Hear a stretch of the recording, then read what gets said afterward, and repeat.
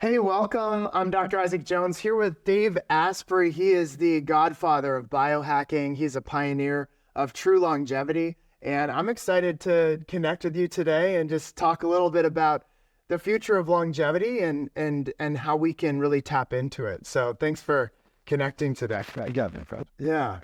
So I would love for you just to share quickly a Coles Notes version of your story and how you got to where you are.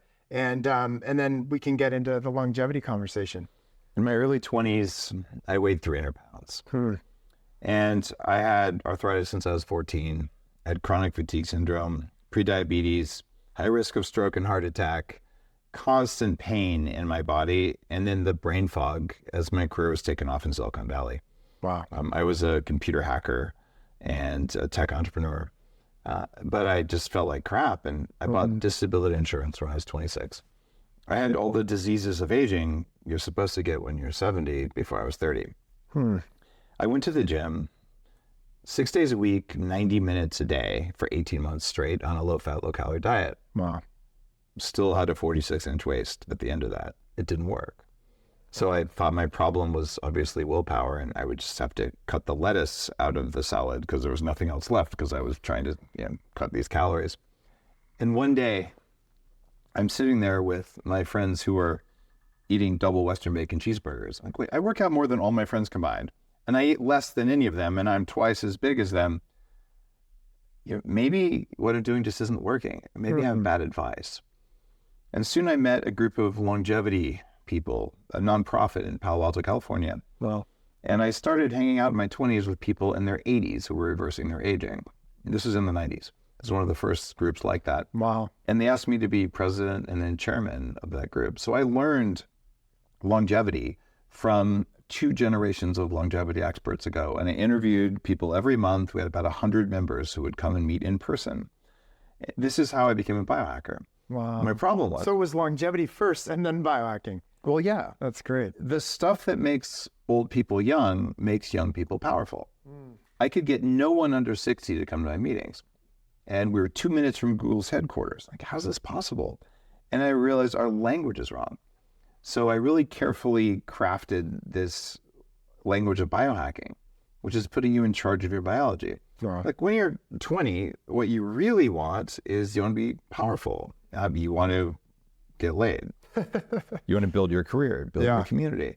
So the language of you want to be in charge, it applies to all of us. And you can be a 50-year-old kombucha mom, right? And what you want is different, but it's still control of your own biology. So that applies to aging, it applies to weight loss, and it applies to happiness.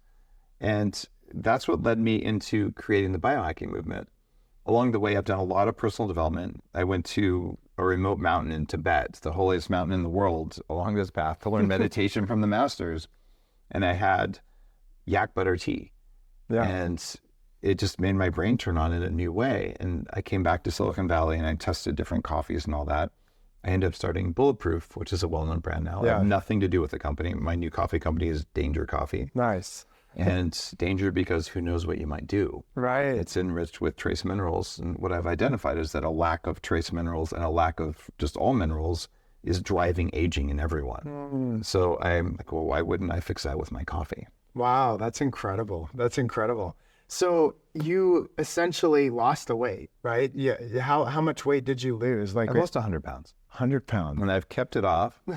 You look good at 6% body fat. It's insane, to be honest. I still sometimes, I've gotten used to this, but I look in the mirror, I'm like, good God. My workout regimen, how much do you think I work out right now?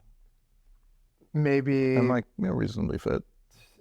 I would say an hour a day. 20 minutes a week. Oh my God. Is my workout regimen right now. I'm not joking. I'm doing all the Upgrade Lab stuff. This is my biohacking franchise. People can open one in their town. We've got 28 opening across North America right now. And I use AI to guide what I do. And the interventions I do are not the 2 kinds of exercise we've always done.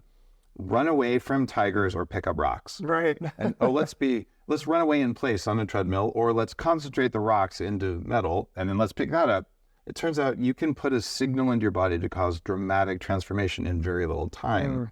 And that's what people come into Upgrade Labs to do. Incredible. And how does AI help you? Well, all of us have different goals. All of us are in different states every single day. And why would you think that what works for me is going to work for you? Right. Right? We're different sizes. We have different genetics. We may have different goals. So what I do is I help people with AI identify what is the top goal, and then what is your state today, and then how much time, how much energy, and how much money are you willing to spend on this? Because some things are really expensive. I'm not going to recommend a $25,000 gene therapy to someone who says, look, I have $189 a month. Help me maximize that, but I have 2 hours a day. Yeah. So AI is going to help you allocate your resources, because the worst thing you could do is say, I want to live forever, and I'm going to spend 8 hours a day doing that. Because now, if you sleep for 8 hours and you extend your life for 8 hours, 2/3 of every day isn't useful time to go out and have fun and make a mark in the world and do things that matter for your community, for your family. So how do I shrink the footprint of my longevity practice? I don't spend a lot of time on it. I have all the right tech, and AI helps me use the right tech. And the difference is amazing, because I cannot believe I look and feel the way I do. And I'm starting to have an identity crisis here. Yeah. So I'm in this group of global entrepreneurs called YPO. And when you turn 50, they make you go into YPO Gold. And I just sent them a note, and I said, guys, this stands for Young Presidents Organization. I said, guys, my lab test say I'm 39, and I identify as being 39. Yep. And you're not respecting my identity. So why is it that now you can pick your gender on a survey or on a form, but you can't pick your age? Right. Because, well, some of us measure and behave and have younger biology than others. That's And so good. we're entering a world where the calendar is not that relevant if you take care of yourself. Oh my gosh, that's good. I love that. So what are some just quick tips that you'd recommend, anybody? I mean, I love, one of the things I love about Dave, he's got the best sense of humor, and he's totally cool calling anyone out. And so I think that's a good part. It's a really important part of longevity, right? Laughing, connecting with people, being, connected with friends. But what are some of the other things outside of maybe relationships and having a good time and laughter, which you do a lot, that is a practical takeaway in today's day and age? Some people think that biohacking is just for men. And it always makes me laugh, because 60% of biohackers have always been women since I started the movement. Yeah. Right. And in fact, I think on average, women are better biohackers than men. So More intuitive, right? yeah. Yeah. So number one is biohacking's for everyone. And if you're looking for just quick, actionable things, don't believe that it has to be expensive.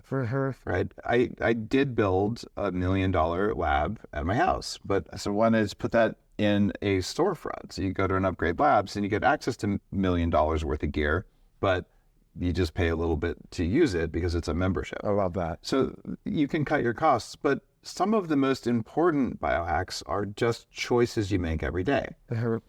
We have this beautiful sunlight coming in. Sunlight is free. Yeah. And sunlight tells your circadian clock in your body what time of day it is.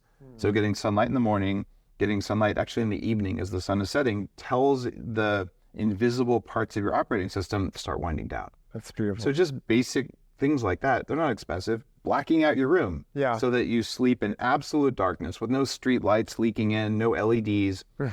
It'll change the amount of sleep you get per hour.